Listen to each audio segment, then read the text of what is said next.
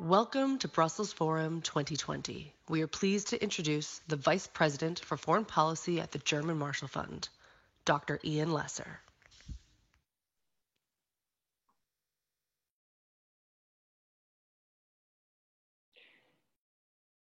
Good morning and good afternoon from Brussels.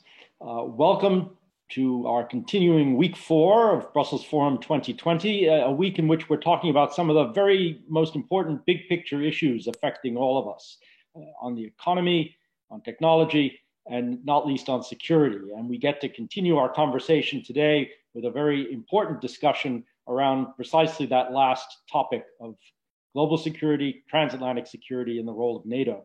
And we're really delighted to have with us NATO Secretary General Jens Stoltenberg. We're very grateful for his joining Brussels Forum, but we're also very, very grateful to him and to NATO for their support over 15 editions, actually, for NATO of Brussels Forum, whether we're working on the NATO summits together or things throughout the year. We're always very grateful for that cooperation. So, Secretary General, thank you for being with us. Let me also thank our partners, our founding partners, Daimler and the Belgian Ministry of Foreign Affairs, our forum partner, Deloitte, and all our associate and supporting and knowledge partners. We're very grateful to all of them. It goes without saying that NATO has really been at the center of critical transatlantic debates recently, and there's very good reason for that, which I'm sure we will get to in our conversation. The proliferation of security challenges, both traditional and untraditional, from east, from south, and globally. And I'm sure that in our conversation today, we'll talk about NATO's role, not just in terms of its role as a military alliance, but also possibly its future as a political alliance as well, which it's always been. So we look forward to the conversation today. We're really delighted to have with us Markus Price, who is the Brussels Bureau Chief of ARD, to moderate this conversation. Markus, welcome back. Thank you for doing this. And let me turn it over to you. Thank you very much, Ian, for this introduction, and a warm welcome again to Secretary General Jens Stoltenberg, a Brussels Forum regular. Since the last forum, a lot of things happened in NATO. We saw the withdrawal of US troops from Syria. We saw the announcement of the withdrawal of troops from Germany. We saw the interview by Emmanuel Macron calling NATO brain dead. And today, the release of the book by former US National Security Advisor John Bolton, which touches a lot of questions related to NATO. But before we start, I'd like you to engage as well. You can send us your questions to Secretary General Stoltenberg by using the hashtag Brussels Forum or sending an email at brusselsforum@gmfus.org.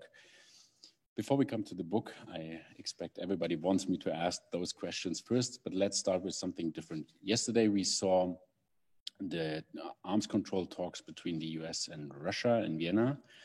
I suppose you have much better sources than we do. What can you tell us about the outcome and what's your take on what happened?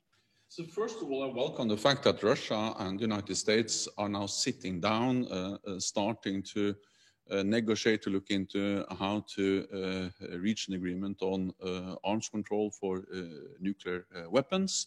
That is of great importance for all of us, for the whole world, but especially, of course, also for all NATO allies, because arms control is the best way to prevent a new arms race. Arms control is the best way to reduce the number of nuclear weapons, and that will make us all safer and reduce the risk of any use of nuclear weapons. So NATO is a strong supporter of arms control and have been that through decades. I also welcome the fact that the talks were constructive, that Russia and the United States agreed to meet for a second round, and also that they agreed to establish working groups. Of course, there's still a long way to go before they reach an agreement, but these are important first steps. Especially Envoy Billingsley, who is responsible for the negotiations, he consulted with NATO allies last month here in Brussels in the NATO Council, and he will actually come back to Brussels, to NATO tomorrow, because the United States is very closely consulting with NATO allies on these issues.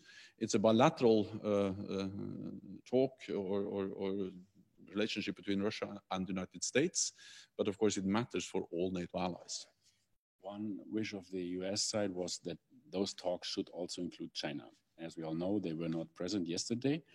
Are you in favor of an agreement between Russia and the US if there's no contribution on it from the Chinese side? So I welcome that Russia and the United States are now sitting down and talking to each other on arms control. But having said that, I also strongly support that China should be involved. China is a global power. China has a responsibility to be part of global arms control arrangements. And the fact is that China is investing heavily in new delivery systems, investing heavily in increasing the number of warheads. We assess that within a decade, China will have doubled the number of nuclear warheads. And of course, that matters for all of us. So therefore, China should be part of arms control. And by being part of arms control, we are also making sure that we have transparency, predictability related to also the Chinese nuclear arsenals. But how do you convince them? I completely understand that it would be better if they were part of the talks, but how do you convince them? Fundamentally, in the same way as we convinced the Soviet Union during the Cold War or Russia today, that verifiable, balanced arms control is in the security interest of all of us. We are just safe for all of us when we have ceilings on the numbers of nuclear weapons. Nuclear weapons are dangerous. Nuclear weapons are extremely expensive. We want to prevent a new arms race. And the best way of doing that is actually to put ceilings to reduce the numbers. The Soviet Union and the United States were able to do that during the Cold War. And I strongly believe that we should be able to do that also today. But now with the big difference that China is a growing power, the second largest defense budget in the world, investing heavily in air, sea, land capabilities. And therefore, China should be part of these talks and be part of global arms control arrangements. Should an arrangement then also reflect the fact that China is not the China it was 20 or 30 years ago? So should it have another more opportunities in terms of military spending, of nuclear? Well, China has the right, of course, to invest in their military. China has the right to, as all other nations, to exercise their forces, and no one is denying China that right. What we are saying is that as China is growing, as China is becoming more and more a global military power, with the ability not only to protect their own waters and their own territory, but actually to project power far beyond China, then it matters what they do. Then they are becoming a global power, which has a global responsibility to engage in global arms control. And especially the fact that they are now planning to double the number of warheads. They have conducted more missile tests than the rest of the world over the last year.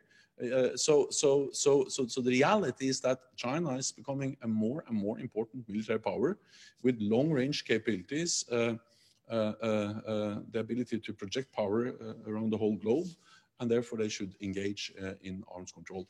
Arms control is the best way to prevent an arms race, the best way to reduce the risk of any nuclear escalation.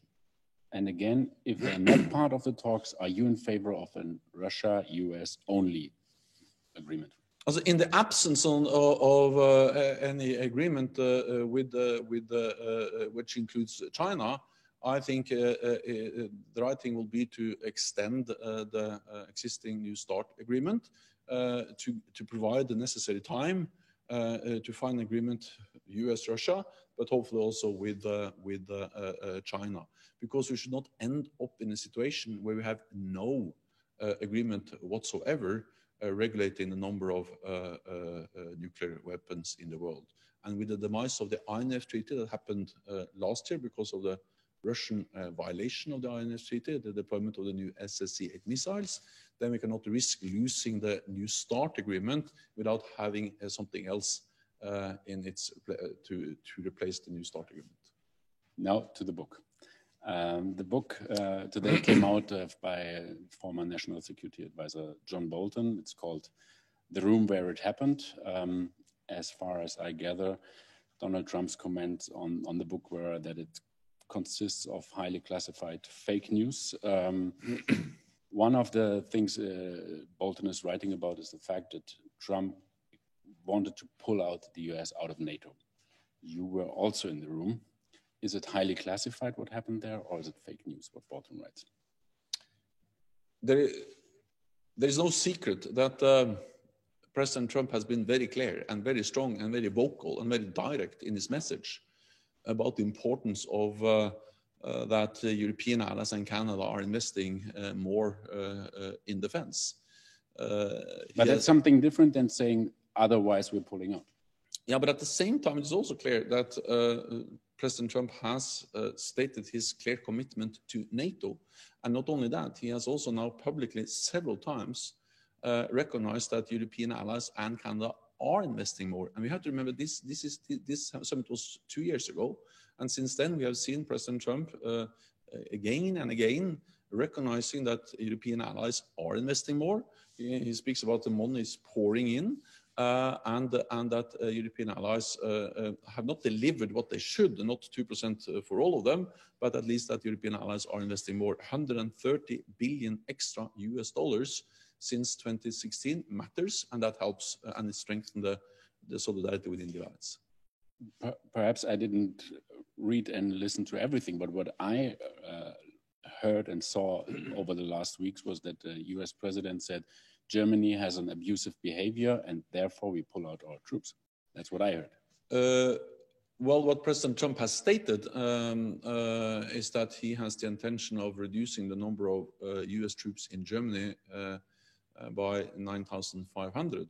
I spoke to President Trump before he made that announcement, and he stated his intention clearly in that conversation.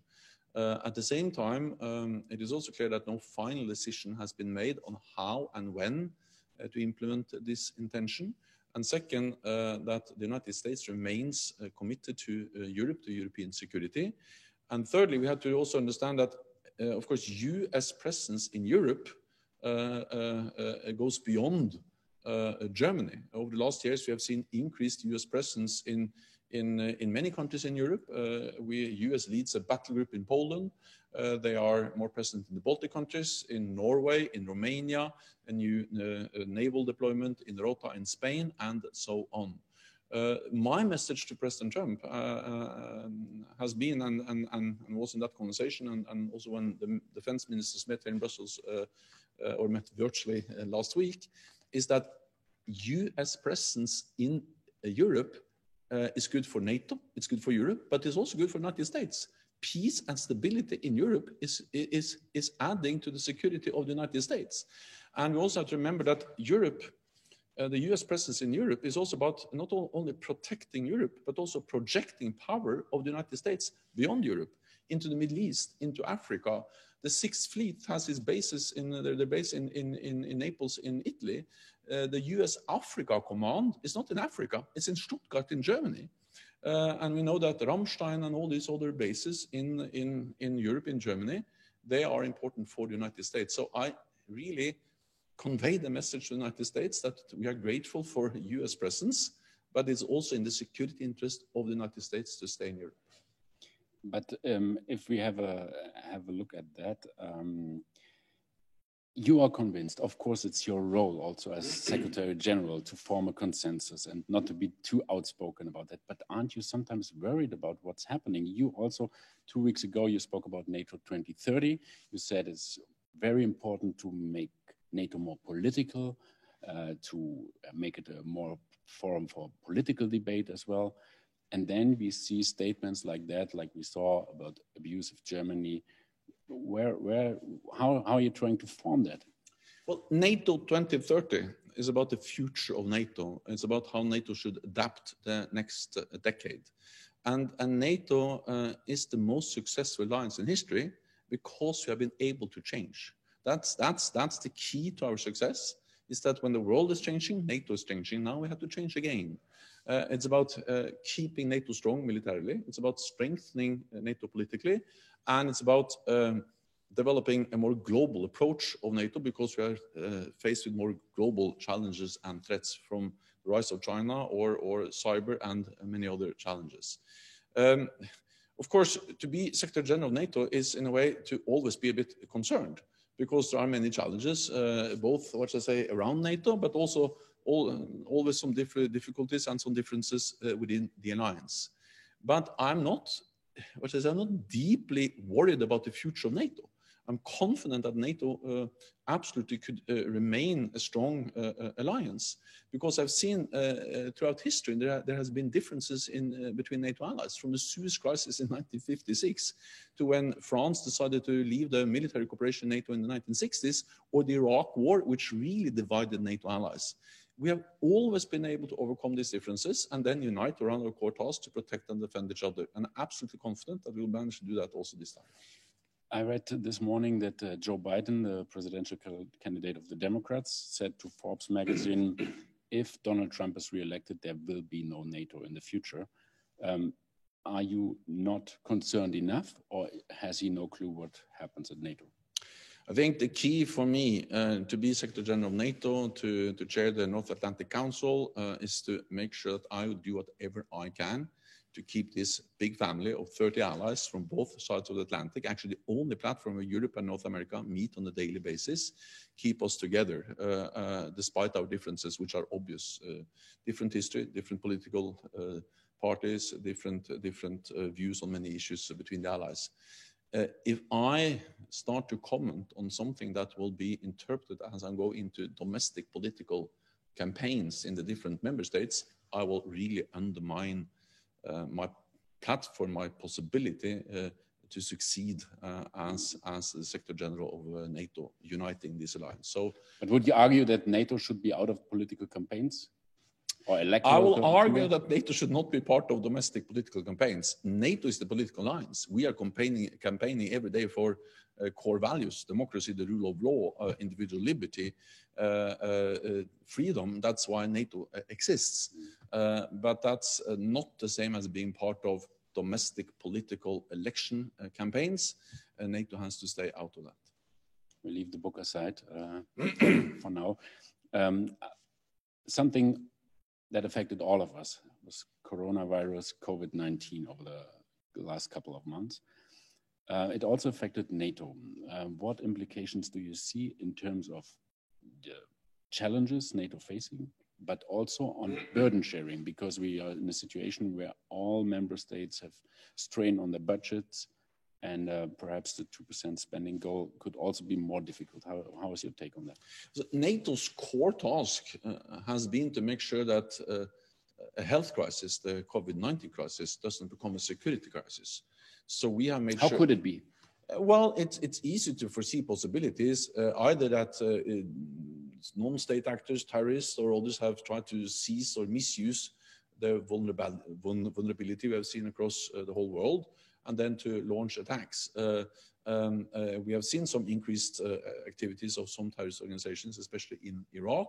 But to avoid a real security crisis from happening, we have to make sure from the start of this pandemic that our missions and operations are operational, that our operational readiness remains, that we're able to continue our air policing, naval patrols, the battle groups, that they were able to conduct their task in the Baltic countries and so on.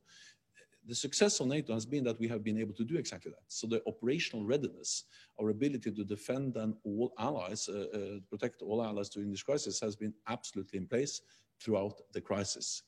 And actually, one of the things that was good to see was that NATO has been planning for this, different pandemics, different health crises. So we were actually able to implement measures quite early, already in January, to start to protect these headquarters, all the NATO headquarters, impose measures to reduce access to the buildings, and to make sure that soldiers were protected as much as possible in different NATO missions and operations.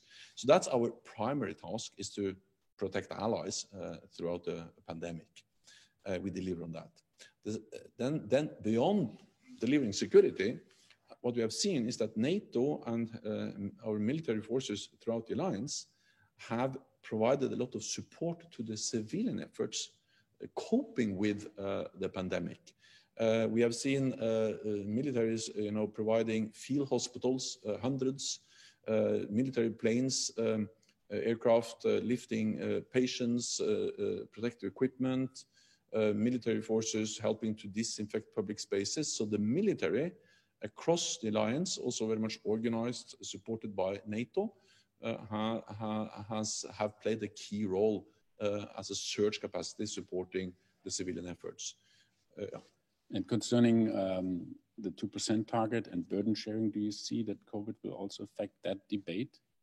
Well, I absolutely recognize and understand that for NATO allies, they are faced with now severe economic challenges because GDP is going down, tax revenues are going down. Which might bring us closer to 2%. Yes, but of course what matters is the total spending, and then expenditures are going up, of course, or more expenditures for health purposes and to cope with the COVID-19 crisis.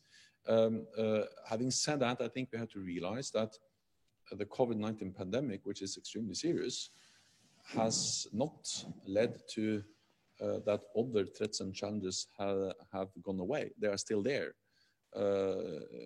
So the reasons why we decided to invest in our security, terrorist threats, cyber, the shifting balance of power with us to China or more assertive Russia, all of that is still there. So we need to continue to invest in our security. And on top of that, we also saw we have seen, and we still see that the military actually helps the civilian society. So investing in military also provides allies with capabilities that's proven extremely helpful during the pandemic. I turn to the questions who are coming in and perhaps gives us the opportunities to touch upon some other issues we did not touch upon so far. I start with a question by Martin Banks, Brussels-based journalist. He asked, what impact do you think a no-deal Brexit will have on defense for Europe? And is a no-deal Brexit looking increasingly likely? But start with the first. What do you think a no-deal Brexit, what kind of impact will it have on defense of Europe? Brexit changes UK's relationship to the European Union, but Brexit does not change UK's relationship to NATO. And that is regardless of what kind of deal UK ends up with the European Union, because UK will remain a key NATO ally. If anything, Brexit makes NATO even more important, because then NATO becomes even more important as a platform for bringing European allies together to discuss issues of common concern, because then UK will not be in the EU, but it will be in NATO. So NATO will be a platform for European allies to meet, and of course also meet with North America. So to make it short, your answer is Brexit has no consequences for the defense of Europe? No, but if anything, it makes NATO more important. And we also have to understand that the UK is the European NATO ally with the biggest defense budget. So of course, it just highlights that EU is important. We strongly welcome more NATO-EU cooperation. We have seen a lot of progress over the last years. That's very important. And I support also EU efforts on defense. I think that can improve burden sharing within the alliance. I think it can help to develop new capabilities. So we welcome EU efforts on defense. That's very good. But EU cannot replace NATO. EU cannot defend Europe.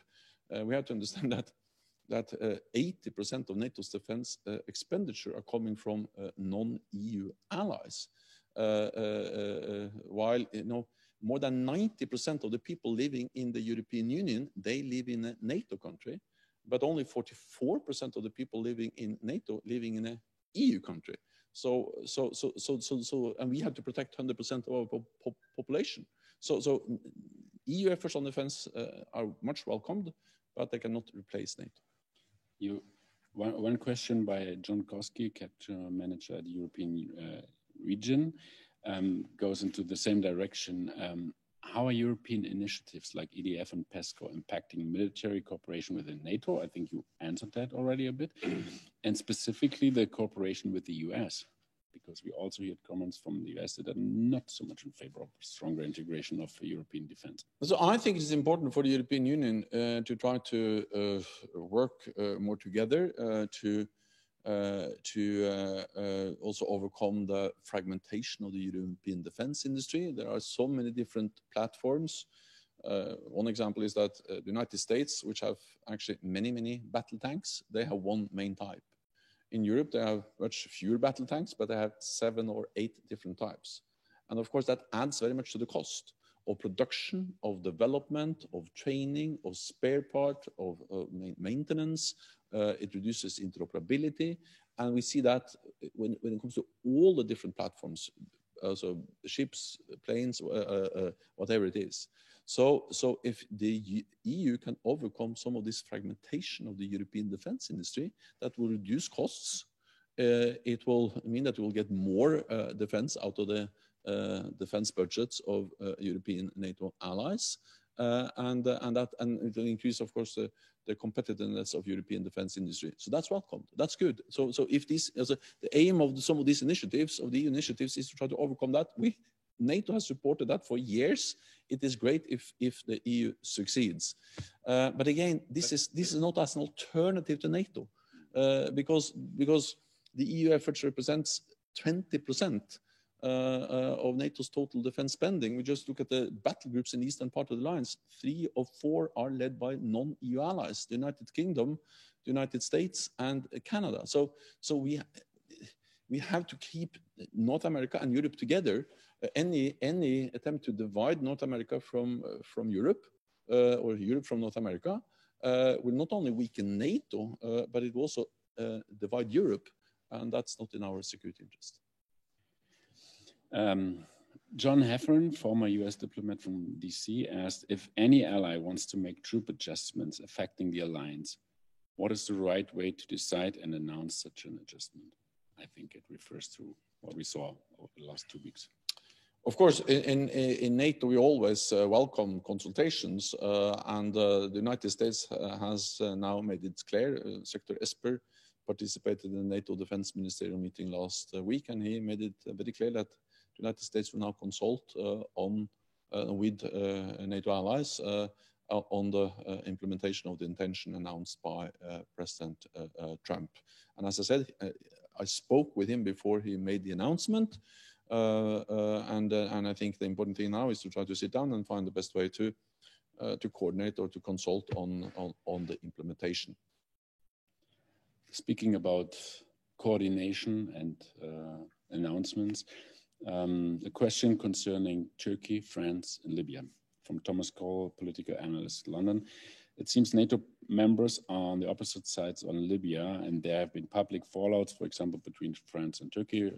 French President Emmanuel Macron yesterday said Turkey is playing a very dangerous game in Libya. Can the alliance have a coherent position on Libya? There are differences between NATO allies on the situation in Libya. At the same time, all NATO allies agree that we are concerned about the increased Russian presence in Libya. This is part of a pattern with more Russian presence in the Eastern Mediterranean. We see them in Syria, we see them elsewhere. So increased Russian presence with fighter jets and other military capabilities, Russian mercenaries in Libya is of concern, and all allies are concerned about the increased Russian presence. We also agree that we need to monitor and follow this very closely and share intelligence and information on the increased Russian presence. Still, two NATO allies are on different sides of that conflict. Yeah, but then the third issue we agree on, which is perhaps the most important, is that we agree that we need to support the UN efforts to find a political negotiated solution to the conflict in Libya.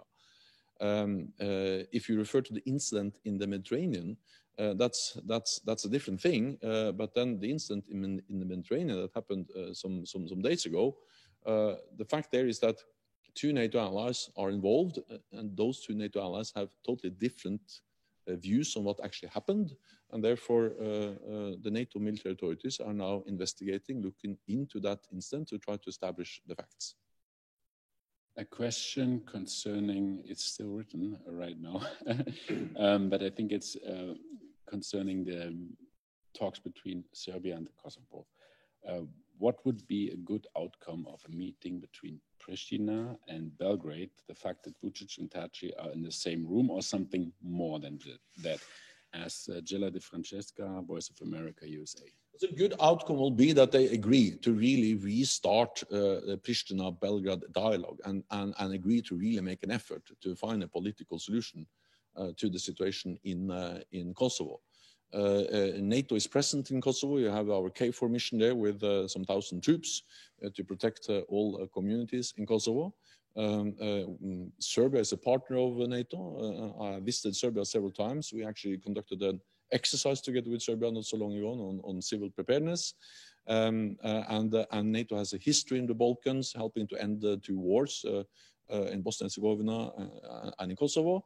And of course, we will strongly welcome the resumption of talks between Belgrade and Pristina to try to find a solution. It's not for NATO or any other countries to dictate the outcome, but the fact that they meet is at least encouraging. It's hopefully a first step to have a resumption of real talks between Pristina and Belgrade. But isn't that something that should be done by the EU?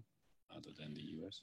We have supported the EU-facilitated dialogue, but we also welcome any effort to try to bring Pristina and Belgrade together. And I'm absolutely certain that EU, the United States, are able to coordinate their efforts. At the end of the day, it is no one outside that will dictate the outcome. At the end of the day, it has to be the parties, Pristina and Belgrade, that has to own the process. They have to define the outcome. So what the US can do, what the EU can do, what others can do is to support, but at the end, the parties have to find the solution. A question from Berend Stoit, from Eurodefense committee member from the Netherlands. What is your opinion of nuclear weapons in this day and age? Is it still the deterrence it used to be? It seems to be increasing in numbers instead of decreasing, as stated as an intention in the non-proliferation treaties. I am in favor of a world without nuclear weapons. Nuclear weapons are brutal, inhumane, and dangerous. At the same time, I strongly believe that a world where NATO destroys all our nuclear weapons, and then we end up in a world where Russia, China, North Korea have nuclear weapons while we don't have. That's a more dangerous world. So the way to a world without nuclear weapons is balanced, verifiable arms control disarmament. And that's the reason why I so strongly support the talks that started yesterday between the United States and Russia. That's the reason why I strongly regret the demise of the INF Treaty because of the Russian violation. That's the reason why I want China to be part of arms control arrangements. And that's also why I also support the effort to try to include not only long-range strategic weapons, but also what is referred to as non-strategic weapons or more short-range weapon systems or the delivery systems, because we should do whatever we can to continue to press down the number of nuclear weapons. We have seen some serious setbacks, and the arms control regime that was established over decades is now really in danger of breaking down. At the same time, I think we should have some encouragement from what we have achieved. When you had the first START agreement in the beginning of the 1990s, there were 12,000 warheads on each side. Now there are 1,550. That's a significant reduction. NATO has reduced the number of nuclear warheads by roughly 90% in Europe. So we have achieved a lot. The danger is that now the trend is we see tendencies that are going in the wrong direction. And we see, of course, the risk of proliferation of nuclear weapons. So that's the reason why we are pushing so hard for arms control. I think the question also referred a bit to technologies. So is in a time where we have other kind of weapon system, other kind of cyber systems, is it still nuclear weapons that are the heart of the matter? They are important, but they are not the only challenge. And it's absolutely correct to focus on new disruptive technologies. Artificial intelligence, autonomous weapon systems, facial recognition, new types of drones, all of this is really changing the nature of warfare. I believe it's actually changing the nature of warfare as fundamentally as the Industrial Revolution. I think people in Europe or the world were not able to realize the brutality of warfare until they saw the First and the Second World War, where that was really the first war where we used industrial capacity to kill people. Now we are moving into a new technological revolution, and the combination of, for instance, nuclear weapons with these autonomous systems, artificial intelligence, and so on, is very scaring. It's extremely demanding, and therefore we need to focus on nuclear disarmament, but we need to also expand the arms control agenda to find ways to cover new technologies. The challenge is that we have to do that in a different way, because nuclear arms control is about counting warheads and making sure that we have precise verification mechanisms. To count algorithms in cyberspace is very different, if it's possible at all. So we need also to develop new tools to implement, to verify, and to establish arms control regimes with addressing the growth of new emerging technologies.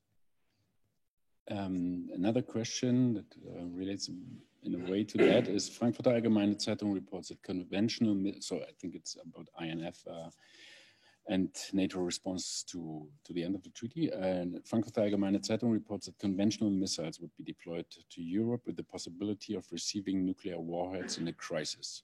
Can you confirm, deny that, and would that contradict your earlier statement that no new land-based nuclear missiles will be stationed in Europe to counter Russia's growing nuclear arsenal? NATO, NATO allies reiterated that position at our defense ministerial meeting last week, that we have no intention of deploying new land-based nuclear-capable missiles in Europe. What we agreed was a balanced package where we had to look into air and missile defense, strengthening our air and missile defense capabilities, looking into conventional capabilities, most advanced conventional capabilities, exercises, intelligence is part of this. Then we have to make sure that our nuclear deterrent, the NATO nuclear deterrent, which is actually something we have developed, European allies together with the United States over decades, with dual capable aircrafts, common command and control. We have to make sure that that stays safe, secure, and effective, and then arms control. These are the elements in the package we agreed, and we will follow up on them. But we don't want a new arms race, and we stand by the decision not to that we don't have any intention of deploying new land-based nuclear-capable missiles in Europe. On that subject, you repeat time and again that you don't want to mirror what Russia does. But if we are not, if I'm talking to people who are not in the security area, just normal people, they say, why not? If we see that Russia has this capability, why shouldn't we have it here as well? What do you answer? Because what we have to make sure is that we have credible deterrence and defense, and we are able to maintain, to uphold and to achieve that without mirroring what Russia does. If we started to deploy the same kind of intermediate range nuclear weapons in Europe as Russia has done over the last years, we were risking to launch a new arms race, and I think we will also increase tensions in Europe in a way which is not good for none of us. But there is always a balance. There is no way to escape that there is a dilemma and a balance that we have to strike. And that is between preventing a new arms race, preventing to escalate the situation, but at the same time providing strong deterrence and defense, because we have to send a message to any potential adversary that if any ally is attacked, the whole alliance will be there and protect them. And the reason to do that is not to provoke a conflict, but to prevent a conflict. The purpose of NATO is actually not to fight, but to prevent a war. But the only way to do that is to send a message that we are able. And that's the reason why we now are responding to the new Russian missiles. It's not only about the SSC-8 or the intermediate range missiles, but many other missiles too. They have now made their hypersonic weapon systems operational. They are developing new cruise missiles, new sea-based systems, and so on. So we are responding to that, but there's no need to mirror what Russia does. We have other ways to respond, and we are doing exactly that. There's also a question related exactly to what you just said. Where is it? When it comes to disruptive technology, today NATO is mostly focused to China's plans for artificial intelligence. Is Russia's progress on new projects like hypersonic weapons less important to NATO? No, we have to address both of them. They are different, but NATO doesn't have the luxury of either looking in one direction or the other direction. NATO has to be able to defend all allies against any threat from any direction, and including also from east or from west or from north or whatever it comes from, and including from cyberspace. So that's one of the purposes of NATO 2030, is to make sure that we adapt, that we change as we see the world is changing. This is part about, also Russia, which has been there all the time. Russia's heavily investments in new advanced missile systems, but also the fact that China is investing in not only missiles and nuclear weapons, but also in many ways are actually leading when it comes to some of the new technologies, like, for instance, artificial intelligence. And combined with nuclear weapons, of course, this is potentially a great challenge. In the past, it was always clear that the West is leading technologically speaking. Would you still agree that that's the case also on that new kind of systems? No, the West is not leading in all areas. Actually, we see that China is leading in some of these areas. And that just demonstrates the importance of the rise of China. Soon the largest economy in the world, leading technological in many areas, and investing heavily in new advanced military capabilities. We don't regard China as an adversary. We don't see any threat against any NATO ally, but just the fact that we have such a growing power, which is actually coming closer to us in the Arctic, in Africa, in cyberspace, investing in our infrastructure here in Europe, and with weapon systems that can reach all NATO allies, of course, it matters. That's the reason why this is part of NATO 2030. For me, there is one lesson to be learned, and that is that Europe and North America have to stay together. If you compare Europe with China, Europe is small. If you compare the United States with China, the United States is small in many areas as Europe is. Together, Europe and North America, we are 50% of the world's GDP, 50% of the world's military might. So if anything, the rise of China, the shifting global balance of power, makes it even more important that North America and Europe stay together, and the platform for doing that in the security domain is NATO. One question still from my side on that. What do you see behind China's ambition, China's rise? What do they want? You said they are not an enemy, they are not posing any threat to NATO countries right now, but where do they want to go? I'll be very careful about speculating about that. But regardless of their intentions, we can see their capacity. That we can measure. We see, for instance, that they have developed their navy from kind of a more coastal navy to something that have a global reach. Just over the last 5 years, China has added 80 ships and submarines. That equals roughly the same number as the total UK Navy, which is one of the largest in the alliance, next to the United States. We have seen the new weapon systems. We have seen what they're investing. So instead of speculating too much about their intentions, we see what they do in Hong Kong. We see what they do in the South China Sea. We see their behavior in many other domains. But instead of speculating too much about the intentions, we just have to relate to the fact that they are becoming stronger militarily, economically, and technologically. And therefore, we need to take that into account when we now are adapting NATO to NATO 2030. And we have to then stay together, North America and Europe. I think China will be a big issue in your reflections on NATO 2030. Thank you very much for your time today, for your insights. Thank you very much, Secretary General Stoltenberg. And thank you very much, all of you who watched us today here from the NATO headquarters. And now enjoy the book. Thank you.